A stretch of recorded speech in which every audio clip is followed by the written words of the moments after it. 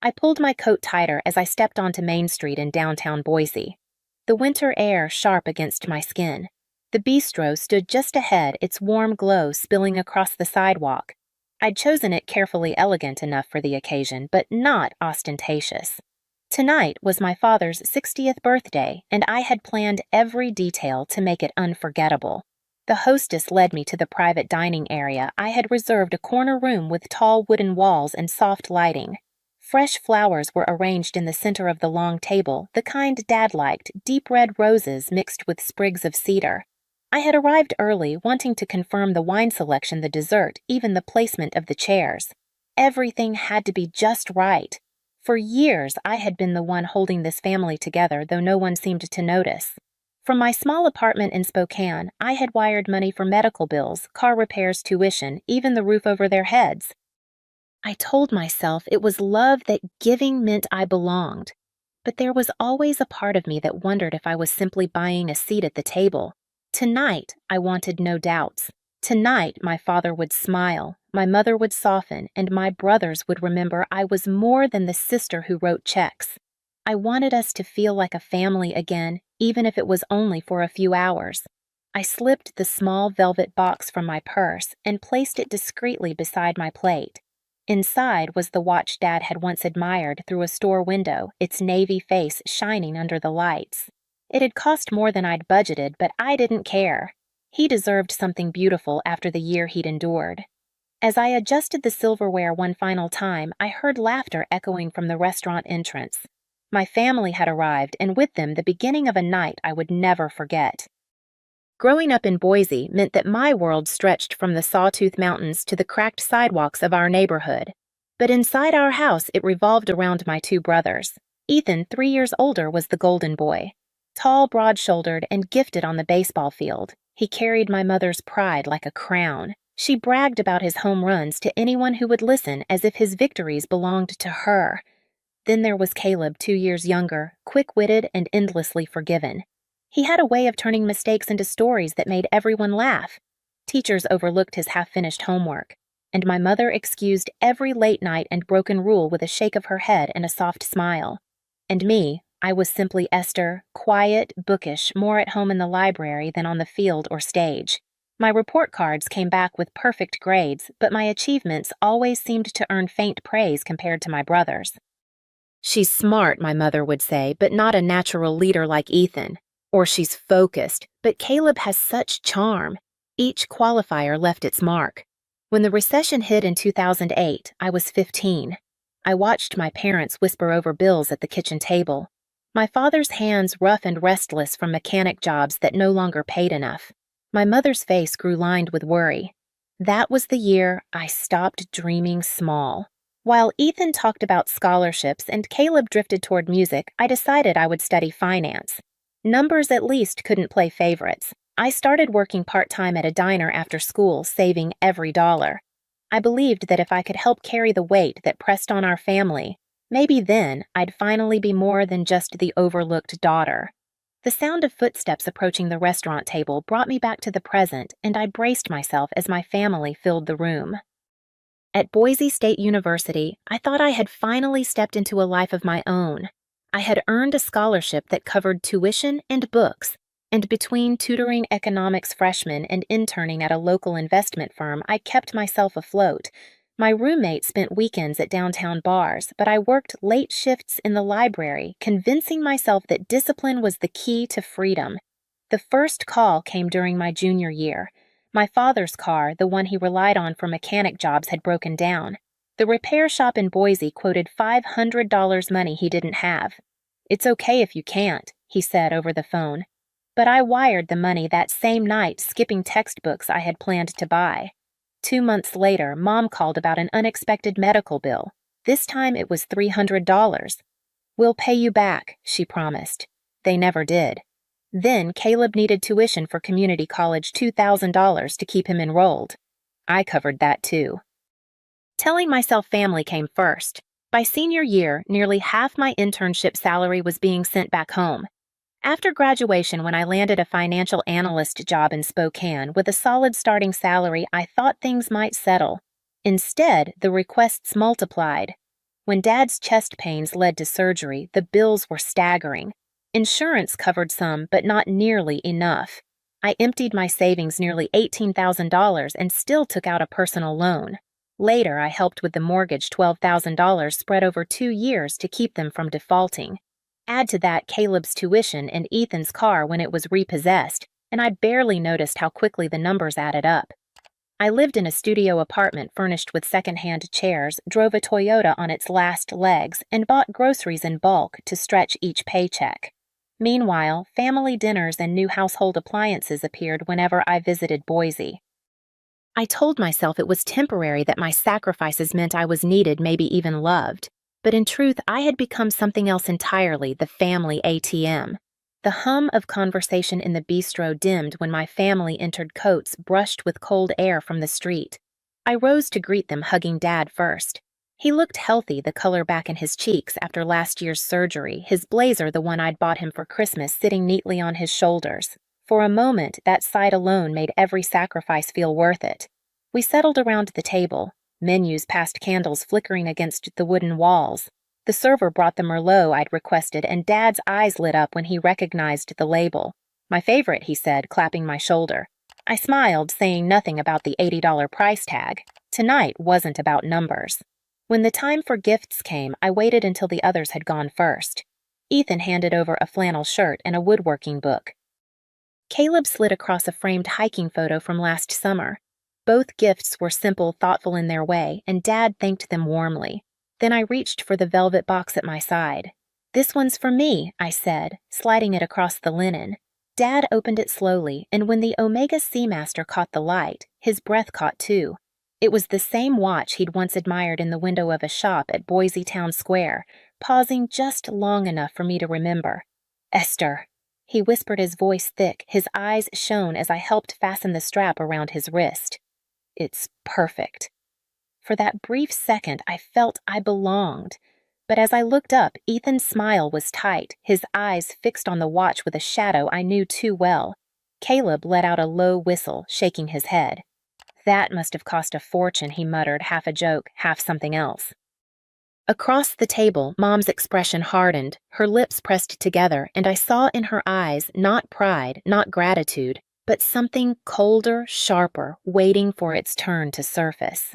The first comment slid out so smoothly, I almost convinced myself I had misheard it. We had just ordered appetizers when Mom leaned back in her chair, smiling tightly as the server walked away.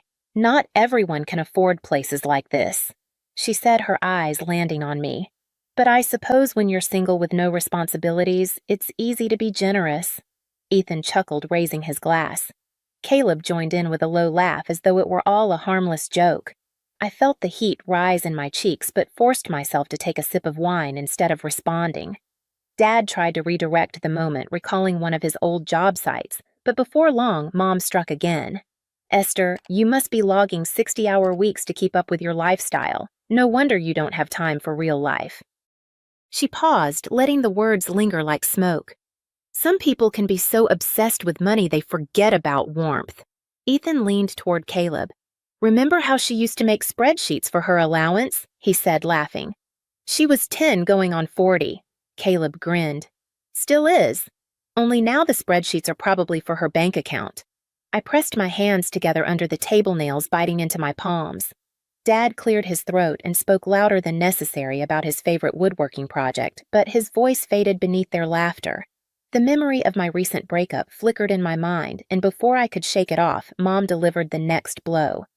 "Daniel was right, you know. A man doesn't want to compete with numbers and deadlines forever." The words cut deeper than she could have imagined. The breakup was still raw, and hearing his name turned into a weapon at this table left me dizzy. The candles flickered against the wooden walls, shadows stretching across their faces. I wondered if anyone else at the restaurant could sense the shift at our table, the subtle cruelty disguised as banter, the easy way my family turned me into a punchline. Each laugh from my brothers, each sideways glance from my mother felt like another incision. And as I sat there smiling tightly, swallowing back the sting, I knew the cuts were beginning to draw blood. By the time entrees were cleared, I felt like I had been through a dozen small battles. My father tried valiantly to keep the mood afloat, sharing stories from his younger years. But each time I spoke, my mother found a way to twist it into something sharp. When I mentioned a recent promotion, she smiled with false sweetness. Of course Esther's moving up. She always knows how to buy affection. The words landed like a slap. My fork hovered in the air, the taste gone from my mouth. Ethan and Caleb chuckled uneasily, avoiding my eyes while Dad shook his head. Margaret, enough. This is supposed to be a celebration. But Mom wasn't finished. She leaned forward, her wine glass balanced delicately in her hand. It's true, Thomas. All these grand gestures, the expensive dinners, the flashy watch. Esther's always been good at throwing money around. She thinks that makes her important. A dry laugh escaped her lips. And then, as if the moment demanded cruelty, she added, But it doesn't matter what she buys. She's not even part of this family. For a heartbeat, no one moved. The clatter of dishes and hum of conversation from the dining room beyond seemed to stop at the door. Even the waiter carrying a tray paused, uncertain whether to approach. The sentence echoed in my mind, the words unraveling the years of sacrifice I had carried like armor. I stared at my mother, at the triumphant tilt of her chin, and then at my father. He looked stricken, caught between loyalty and disbelief. Ethan shifted in his seat, suddenly fascinated with his glass of water. Caleb's smirk faltered into something closer to fear. My hands trembled beneath the table, but I kept my face still, my breath even. Inside, something cracked open, a quiet rupture that I knew could never be mended. I reached for my wine, lifting the glass with a steadiness that surprised even me. The room seemed to tilt, every eye fixed on me, waiting to see if I would cry, argue, or flee. Instead, I smiled faintly, the stem of the glass cool against my fingers, and prepared to speak. I lifted my glass, the stem steady in my hand, though my pulse hammered in my ears. My mother's smirk lingered, but I could see curiosity flicker in her eyes when I finally spoke. Perfect, I said evenly, my voice clear enough to carry down the table. Then don't ask me for any more money. The words fell into the silence like a stone. For once, no one laughed. I set the glass back on the table, folding my hands.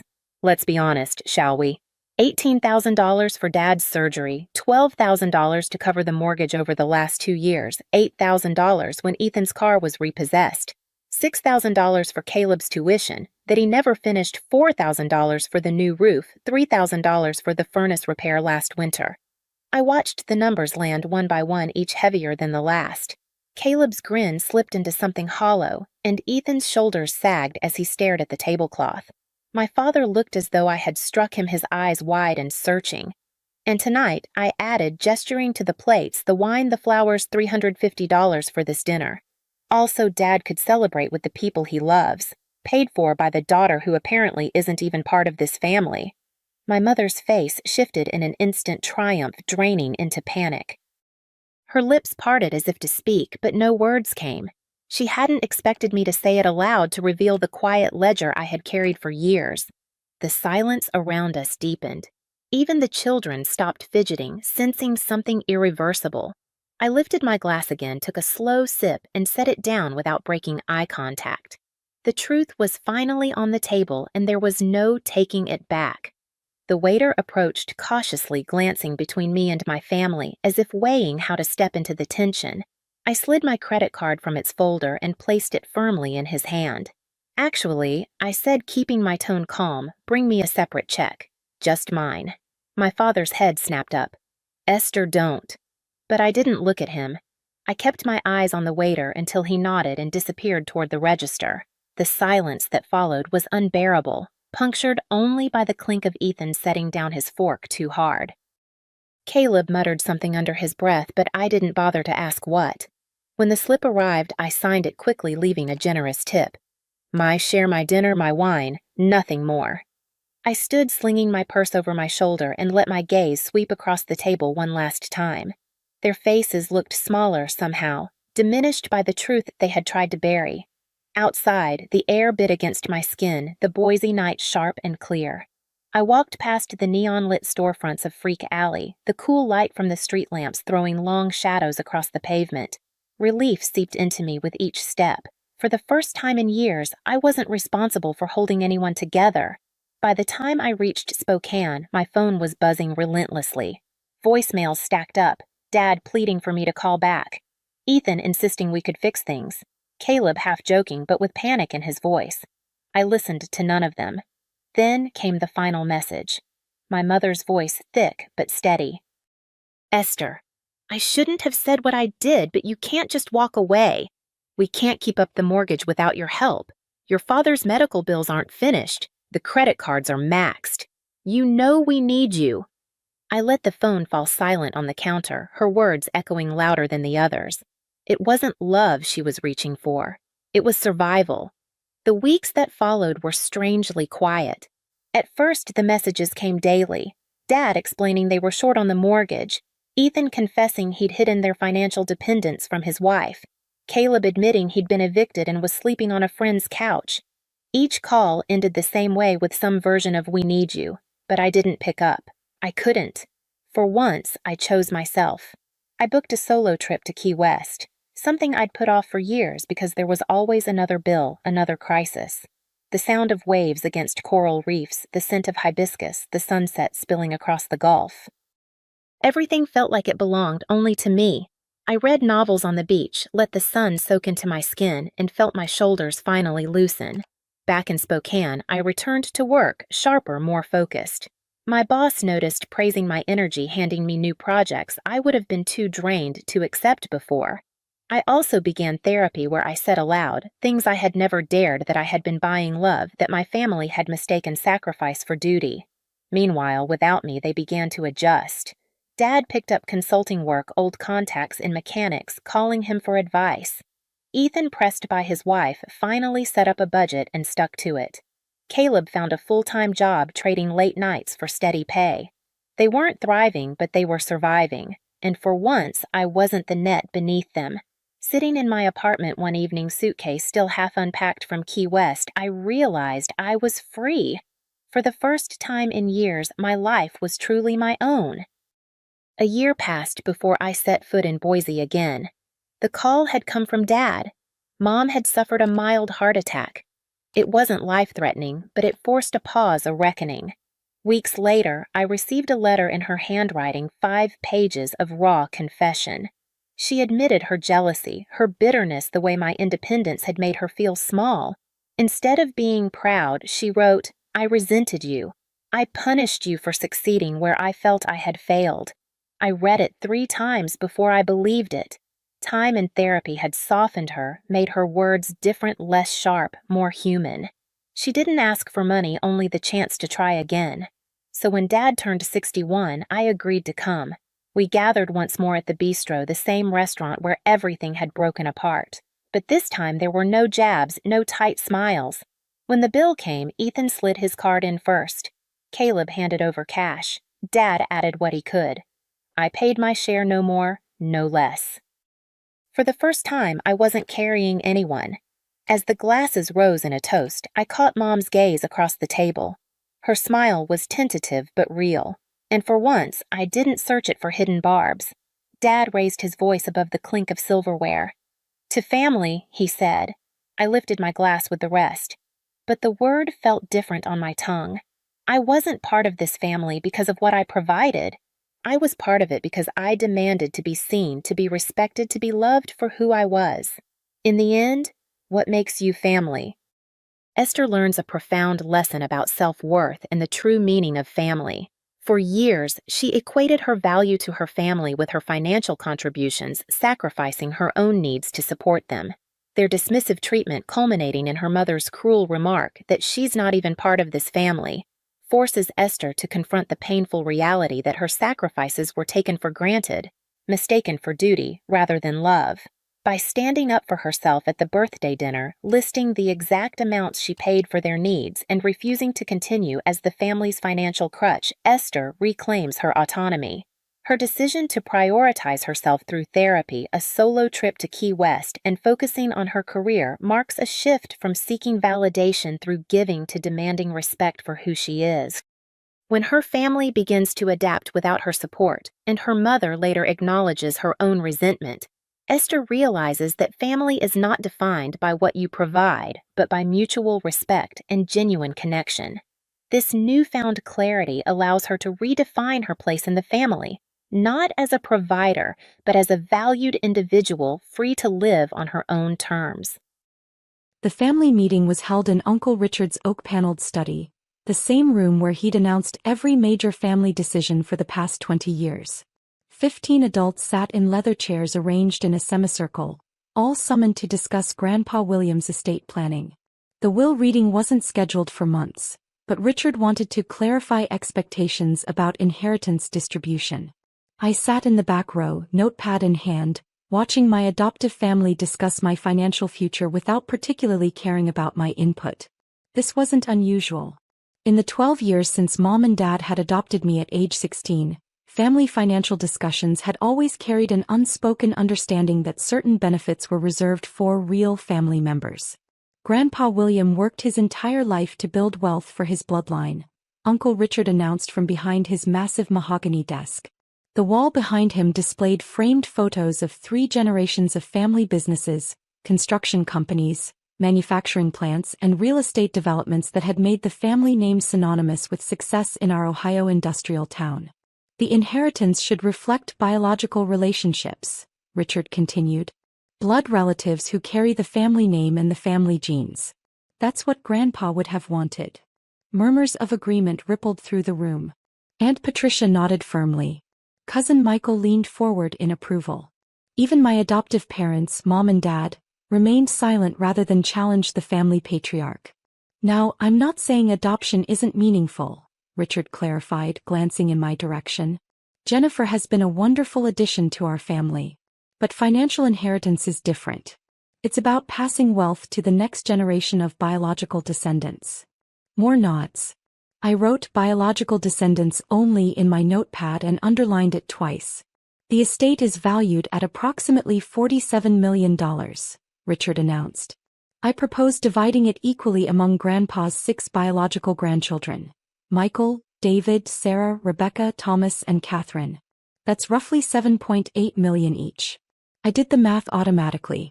6 biological grandchildren, $47 million. No provision for the one adoptive grandchild who'd been calling William Grandpa for over a decade. What about Jennifer? Dad asked quietly. His voice carried the careful tone of someone who wanted to advocate for their child without causing family conflict. Richard's expression softened with what appeared to be genuine compassion. Jennifer will always be family in every way that matters emotionally. But adopted kids don't get family money. That's just how inheritance works. Blood relatives only. The room was silent for a moment. I could feel everyone's eyes on me, waiting to see how I'd react to being financially excluded from the family I'd been part of since high school. I completely understand, I said, closing my notepad. That makes perfect sense. Relief was visible on several faces. Richard smiled approvingly. I'm glad you're being so mature about this, Jennifer. It shows real character. Thank you, I replied. I appreciate you being direct about family financial priorities. The meeting continued for another hour, covering details about trust structures, tax implications, and timeline considerations. I listened politely, occasionally asking clarifying questions about procedures and legal requirements. My finance background made me useful for technical discussions, even if I wasn't benefiting from the decisions being made. After the meeting ended, several family members approached me with expressions of sympathy mixed with relief. You're handling this really well, Cousin Sarah said, squeezing my shoulder. I know it must be disappointing, but you understand why bloodlines matter for inheritance. Of course, I agreed. Family money should stay with family genes. Michael joined our conversation. Exactly. Plus, you've got your accounting career. You're not dependent on family wealth like some of us who went into the family businesses. I nodded thoughtfully. Michael managed one of the family's construction companies. His brother David ran the real estate division. Most of my biological cousins had built their careers within the family business ecosystem, supported by capital from previous generations. It's different when you're self-made, I said. I've never relied on family money for anything. That's what makes you so strong, Aunt Patricia added. You've built your own independent life. Independent. Self-made. Strong. The family had always used these words to describe my situation, and I'd never corrected their assumptions about what my independent life actually looked like. Tuesday morning, I sat in my downtown office reviewing the financial documents I'd brought home from Richard's meeting. Midwest Manufacturing Corporation was prominently mentioned throughout the estate planning materials. It was the crown jewel of Grandpa Williams' business empire, the company that had generated much of the family's wealth over the past 30 years. I opened my secure investment management platform and navigated to my portfolio overview. Total assets under management, $1.2 billion. Personal net worth, $580 million. The numbers represented 15 years of strategic investing, beginning with a modest inheritance from my biological grandmother and growing through carefully calculated risks in emerging markets. I located the Midwest Manufacturing holdings within my portfolio. The investment was structured through 4 different shell companies to maintain anonymity. Pinnacle Capital Holdings 22%, Strategic Growth Partners 18%, Industrial Innovation Fund 15%, and Legacy Investment Group 12%. Combined, these entities controlled 67% of Midwest Manufacturing Corporation. Uncle Richard had no idea that his company's largest shareholder was the adopted niece he'd just excluded from family financial benefits. I picked up my secure phone and called Harrison Wells, my investment manager at Blackstone Capital. Harrison, I need to liquidate the Midwest Manufacturing positions. All 4 shell companies, complete withdrawal. Jennifer, that's a substantial position. $180 million in invested capital, plus you're the controlling shareholder. Complete withdrawal will destabilize the company significantly. I understand the implications. May I ask what's driving this decision?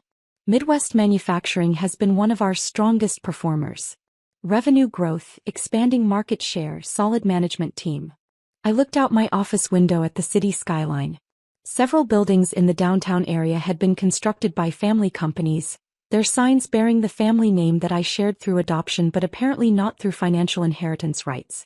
The investment no longer aligns with my values, I said. I see. How do you want to structure the withdrawal? We could phase it over several quarters to minimize market disruption. No. I want immediate liquidation. Today. Harrison was quiet for a moment. Jennifer, immediate withdrawal of $180 million will create severe cash flow problems for Midwest Manufacturing. They'll likely need emergency financing within days, possibly bankruptcy protection within weeks. That's their responsibility to manage. It's also going to impact every employee at the company. Midwest Manufacturing employs over 400 people. I considered this information carefully. 400 jobs. Many of them held by people who'd worked for the company for decades. People who'd contributed to the success that made my uncle wealthy enough to distribute $47 million to his biological grandchildren. Harrison, what percentage of Midwest Manufacturing's workforce would you estimate earns less than $50,000 annually? Probably 60 to 70%. It's a manufacturing company, lots of floor workers, equipment operators, administrative staff. And what percentage of the family members inheriting from Grandpa Williams' estate work directly in the family businesses? I'm not sure I understand the connection. Humor me. Harrison paused while he thought. Based on what you've told me about your family structure, probably most of them. Your cousins manage various divisions, your uncle oversees operations. They're all drawing salaries from companies that your investment portfolio has been supporting. So when I withdraw my funding, the people most likely to lose their jobs are the employees who weren't invited to family inheritance meetings, while the people who will receive $7.8 million each are the same people who could find alternative employment within the family business network. That's an interesting way to analyze it. Proceed with the withdrawal, I said. Complete liquidation effective immediately. The first phone call came at 2:47 p.m. Uncle Richard's name appeared on my phone screen, but I let it go to voicemail. Jennifer, I need to speak with you immediately. Something's happening at the company and I think there might be some kind of coordinated attack on our investors. Call me back as soon as you get this. The second call came at 3:23 p.m., this time from cousin Michael. Hey, not sure if you've heard, but Dad's company is having some kind of financial crisis. Major investors are pulling out and he's panicking. Since you work in finance, I thought maybe you could help us understand what's happening. Call me back. By 4:30 p.m., I had 12 missed calls from various family members and a text message from Mom. Richard is asking if you know anything about investment firms. He thinks someone is targeting the family businesses. Please call him back. At 5:15 p.m., Harrison called to update me on the withdrawal status. It's done, he said. All positions liquidated, funds transferred to your primary accounts. Midwest Manufacturing's stock price dropped 43% in the last 2 hours of trading. They're calling emergency board meetings and reaching out to alternative funding sources. Any immediate operational impacts? Their CFO announced they're suspending all expansion projects and implementing a hiring freeze. They'll probably announce layoffs within the week if they can't secure replacement funding. What about management compensation? That information isn't public, but typically executive salaries are protected longer than line worker positions during financial crises. I hung up and drove home to my modest apartment. I'd deliberately chosen to live below my means, maintaining the appearance of someone who worked a steady accounting job rather than someone who managed nearly $1 billion in assets. The deception had been useful for observing my family's true attitudes about adoption, biological relationships, and financial inclusion. Wednesday morning brought 17 missed calls overnight. I listened to the voicemails while drinking coffee in my kitchen. Richard's voice had progressed from confusion to panic to desperation. The final message, left at 2:33 a.m., was barely coherent. Jennifer, I don't know what we did to deserve this, but someone is destroying everything our family built. Please, if you have any connections in the finance world, we need help. We're going to lose everything. At 8:30 a.m. my doorbell rang. Through the peephole I could see Uncle Richard standing in my hallway. He looked like he'd aged 5 years overnight, disheveled hair, rumpled clothing, eyes red from stress and sleeplessness. I opened the door. Thank God you're here, he said, pushing past me into my apartment. I've been calling you for hours. I was sleeping, I said, closing the door. What's going on? Richard collapsed onto my couch, holding his head in his hands. Someone is destroying our company. Our major investors, all of them, pulled out yesterday. $180 million, gone. Just like that. I sat across from him in my second-hand armchair. That sounds terrible. It gets worse. Without that funding, we can't make payroll next month. We can't fulfill our existing contracts. We can't maintain our equipment. The bank is already calling about loan guarantees. What do the other family members think is happening? Michael thinks it's a competitor trying to force a hostile takeover. David thinks it might be related to some regulatory investigation. Patricia thinks it's just bad luck, market forces. What do you think? Richard looked up at me with exhausted eyes. I think someone found out about our estate planning meeting and decided to punish us for it. I kept my expression neutral. Why would anyone care about your estate planning? Because someone doesn't like how we're handling the inheritance. Someone thinks adopted kids should get family money, and they're using financial warfare to make their point. That seems like a very elaborate way to express disagreement about inheritance law. Unless, Richard said slowly, the person disagreeing has the resources to do something about it. We sat in silence for several minutes. Richard continued, holding his head in his hands while I processed the implications of his statement. Richard, I said finally, what would you do if you discovered that the investments keeping your company afloat were coming from someone you'd excluded from family financial benefits? He looked up sharply. What kind of question is that? A hypothetical one. If you found out that an adopted family member had been anonymously supporting the family businesses for years, and then withdrew that support after being told that adopted kids don't get family money, how would you react? Richard's face went pale. Jennifer, why are you asking me this? I stood up and retrieved my laptop from my desk. I opened my investment portfolio dashboard and turned the screen toward Richard. Because I want to know if your position on biological inheritance extends to biological investment, I said. Richard stared at the screen for a long moment, his eyes scanning the numbers. Total portfolio value, $1.2 billion. Midwest Manufacturing Holdings, $0, liquidated. Transaction history showing yesterday's complete withdrawal. This says you had $180 million invested in my company, he whispered. Had. Past tense. You're the major investor. You're the one who pulled out. I'm the adopted family member who decided that if adopted kids don't get family money, then family businesses don't get adopted kids' money. Richard set my laptop aside and looked at me directly. Jennifer, I had no idea you had this kind of wealth. I know. If I had known, the inheritance discussion would have been completely different. Would it?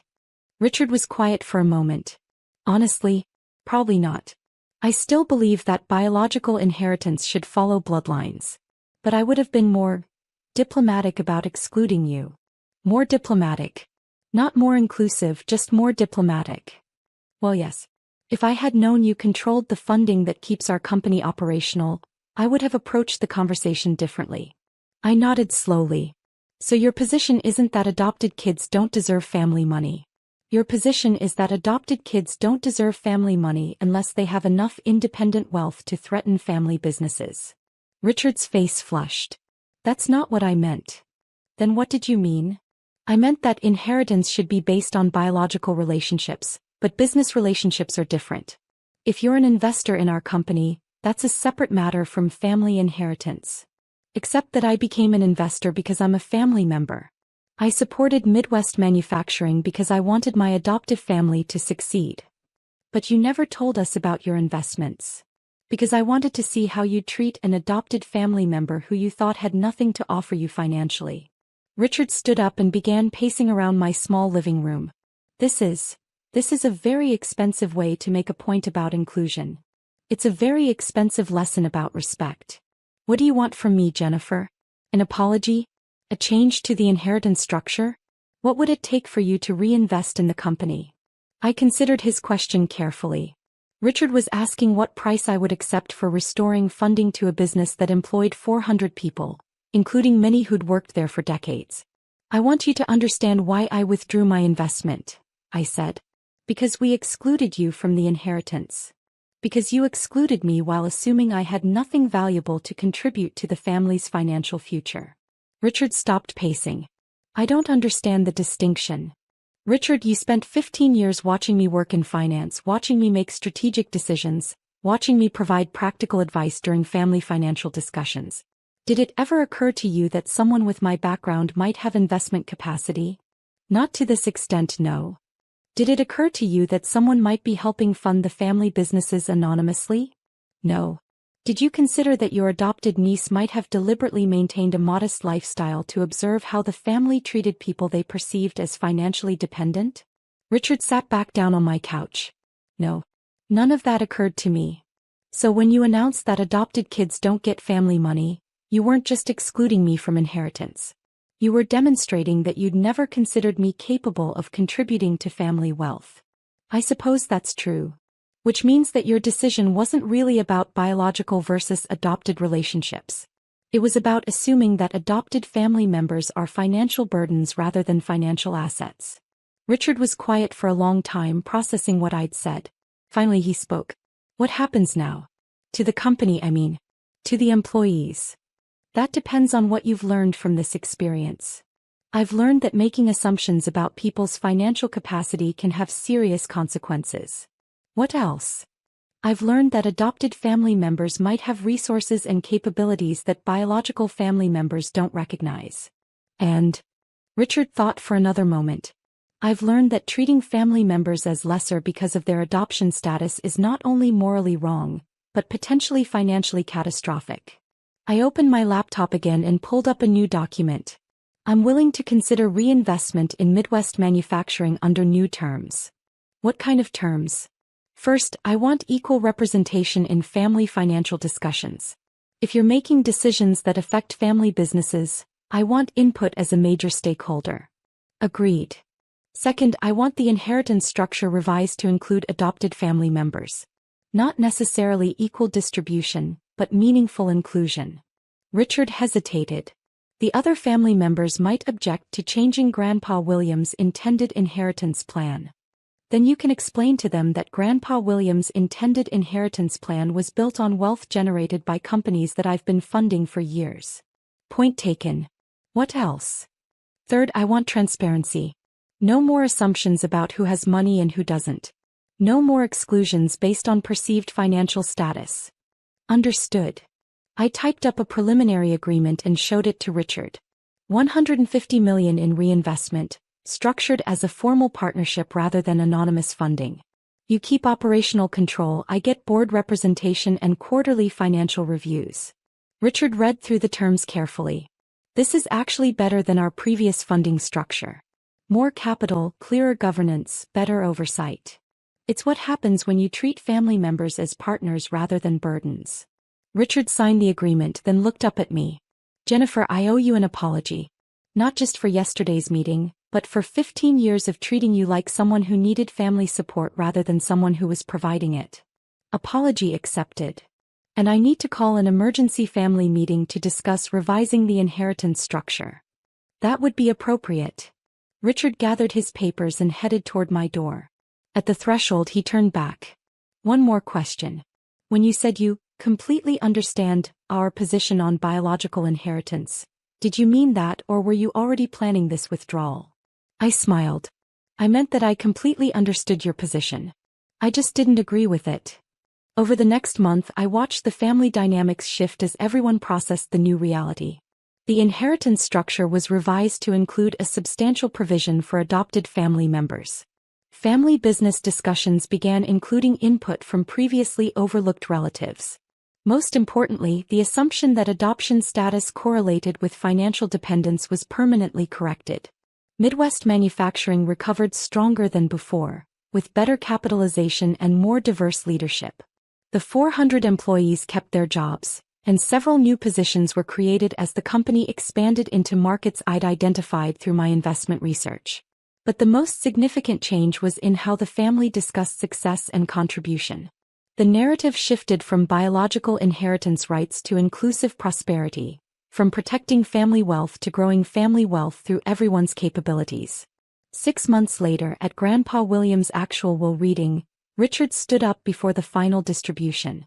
Before we conclude, he said, I want to acknowledge that this family's financial success has been built not just on biological inheritance, but on the contributions of every family member, including those who joined us through adoption. Our strength comes from recognizing everyone's value, not from excluding people based on how they became part of our family. The revised inheritance distributed $47 million among 8 family members rather than 6, with adopted grandchildren receiving equal shares as biological ones. But more importantly, it established a precedent that family money belongs to family members regardless of genetics. Blood might be thicker than water, but shared values and mutual respect are thicker than blood. The notification pinged on my phone at 3:47 a.m. on a Tuesday. Bank alert. Large withdrawal from estate account number 4789. Amount, $15,000. I stared at the screen in my dark apartment, knowing exactly who had access to Grandma's estate funds. Uncle Rick had struck again. This wasn't the first alert. For the past 6 months since Grandma Helen passed away, I'd been tracking every penny that moved through her estate account. Not because I was greedy for inheritance money, but because I'd watched Rick manipulate Grandma's finances for years while she was alive. Now that she was gone, he was accelerating his theft. Grandma Helen had raised me after my parents died in a car accident when I was 12.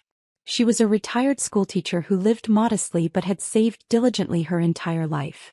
Her small house was paid off, her pension was steady, and she'd accumulated nearly $200,000 in savings and investments over 40 years of careful budgeting. She often told me, Samantha, I want this money to help you build a good life. College, a house down payment, whatever you need. But Uncle Rick, Grandma's youngest son, had different ideas. Rick was in his 50s and had never held a job for more than 2 years. He lived in a rented apartment, drove a car that barely ran, and had a gambling problem that everyone in the family pretended not to notice. When Grandma started showing signs of dementia 3 years ago, Rick suddenly became very attentive, visiting her twice a week and offering to help with her bills. What the family didn't know was that I'd been quietly documenting Rick's financial manipulation for years. As a forensic accountant working for a major firm, I knew exactly what elder financial abuse looked like. I'd seen it dozens of times in my professional work. So when Rick started helping with Grandma's finances, I began keeping detailed records. I opened my laptop and pulled up the encrypted folder labeled Grandma Estate Documentation. Inside were spreadsheets tracking every suspicious transaction, screenshots of bank statements, copies of forged documents, and recorded phone conversations where Rick bragged about his schemes to his gambling buddies. The evidence was devastating. Rick had been forging Grandma's signature on checks, using her debit card for personal expenses, and gradually transferring money from her savings to accounts he controlled. During her final year, when her dementia worsened, he'd moved $35,000 from her investment account to pay off his gambling debts. After her death, he'd accelerated the theft, taking advantage of his role as the executor of her estate. But Rick had made one crucial mistake. He assumed that because I was quiet and had never confronted him directly, I was either too naive to notice or too weak to do anything about it. He had no idea that I'd been building a federal case against him for 3 years. My phone buzzed with a text from my cousin Jennifer. Family meeting tomorrow at Rick's house. Estate distribution. 7 p.m. I replied, I'll be there. The next evening I arrived at Rick's apartment with a manila folder under my arm. The living room was crowded with relatives, my aunts Patricia and Susan, my cousins Jennifer and Mark, and Rick's ex-wife Carol, who somehow still got invited to family events. Rick sat at the head of his small dining table with a stack of papers in front of him, looking important.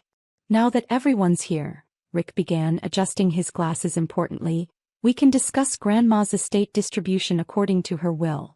He held up a document that I immediately recognized as a forgery. I'd seen the real will.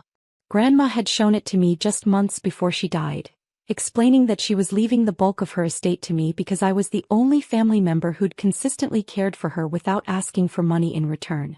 As you can see, Rick continued, pointing to the forged will, Grandma wanted the estate divided equally among her children and grandchildren. That means each of us gets about $18,000. Aunt Patricia frowned. That seems low. I thought Mom had more saved up. Well, Rick said with practiced concern, Grandma's medical expenses were quite high in her final years. Plus, you know how she was always generous with her church donations. There wasn't as much left as we'd hoped. I watched the family nod sympathetically while Rick lied smoothly about where the money had gone. According to my documentation, Grandma's medical expenses had been covered by Medicare and her supplemental insurance. Her church donations had been a consistent $50 per month, recorded in her check register for decades. The missing money had gone to Rick's gambling debts, his rent payments, and his credit card bills. Now, Rick said, his voice taking on a pompous tone, there is one issue we need to address. He looked directly at me. Samantha, I know Grandma always had a soft spot for you, but she sometimes made promises she couldn't keep. I heard she told you that you'd inherit more than your fair share, but as you can see from the will, that's not legally possible. The room went quiet. Everyone looked at me expectantly. I spoke calmly, I understand. Rick smiled with satisfaction. Good. I'm glad you're being reasonable about this. Some people might have gotten greedy, but you're showing real maturity. Cousin Jennifer nodded approvingly. It's nice to see someone put family harmony before money. Mark added, yeah, Grandma wouldn't want us fighting over inheritance. Rick leaned back in his chair, enjoying his moment of family leadership. Exactly. Grandma wanted me to have her money, not you. She told me many times that she was worried about your spending habits, Samantha. She thought you might waste it on frivolous things. This was a complete lie. Grandma had never said anything negative about my financial habits. In fact, she'd often praised my careful budgeting and responsible approach to money. But I didn't argue. I just nodded and said, of course. The will is just a formality at this point, Rick continued, warming to his theme. I've already moved most of the money into a secure account for distribution. We'll have checks for everyone by next week. Everyone agreed this sounded reasonable. After all, Rick was family and he'd been taking care of Grandma's affairs for months. Who would suspect him of stealing from his own mother's estate? Rick spent the next 20 minutes playing the role of the responsible family patriarch, discussing funeral arrangements, handling Grandma's belongings, and making sure everyone felt included in the process. He was particularly generous with his praise for his own efforts. I've spent countless hours managing Mom's affairs, he said with a martyr's sigh. The paperwork alone has been overwhelming. Banking, insurance, legal documents. It's a full-time job. But someone had to step up and handle the adult responsibilities. Aunt Patricia patted his shoulder sympathetically. "We really appreciate everything you've done, Rick. Mom would be proud." "She always said you were the most reliable of her children," Aunt Susan added. Rick beamed with pride. "I just want to honor her memory by handling everything properly. That's what family does. We take care of each other." I listened to this performance while mentally reviewing the evidence in my folder. Bank records showing Rick had used Grandma's debit card at the casino 6 times in her final month of life. Forged checks totaling $23,000. Fraudulent transfers to accounts Rick controlled. Phone recordings where he bragged to his friend Dave about finally getting what I deserve from the old lady. The meeting ended with hugs and promises to stay in touch. Everyone left feeling good about Rick's handling of the estate and my mature acceptance of my smaller inheritance. Rick walked me to the door with his arm around my shoulders like a protective uncle. "I'm proud of you, Samantha," he said. "You could have made this difficult, but you chose to do the right thing. Grandma would be proud too." "Thank you, Uncle Rick," I replied quietly. "I'm sure she would be." The next morning, I called Detective Maria Santos from the Financial Crimes Division of the local police department. We'd worked together on several elder abuse cases through my job, and she knew my reputation for thorough documentation. "Detective Santos? This is Samantha Williams from Hartley Forensic Accounting. I need to report embezzlement of estate funds totaling approximately $85,000. I have complete documentation. Can you come in this afternoon?" she asked. "Bring everything you have." At 2 p.m., I sat in Detective Santos's office with my manila folder open between us. The evidence was spread across her desk like pieces of a puzzle that told a clear story of systematic theft. "This is incredibly thorough," Detective Santos said, flipping through bank statements I'd highlighted and annotated. "You've tracked every fraudulent transaction." "I've been documenting Uncle Rick's financial abuse for 3 years," I explained. "I knew he was stealing from my grandmother, but I needed irrefutable proof before making accusations." Detective Santos examined the forged will Rick had shown the family. "This signature doesn't match any of the authentic samples you've provided. We'll need a handwriting expert to confirm, but this looks like clear document fraud." She reviewed the bank records showing Rick's debit card usage at the casino. Using a vulnerable adult's funds for gambling constitutes financial exploitation under state law. The amounts and frequency suggest this was systematic, not occasional. The recorded phone conversations were particularly damaging. In one, Rick told his friend Dave, "The old lady doesn't even remember what she spends money on anymore. I can take whatever I need and she'll never know the difference." These recordings were made with one-party consent, I confirmed. Rick was bragging to his friend about the theft in a public restaurant.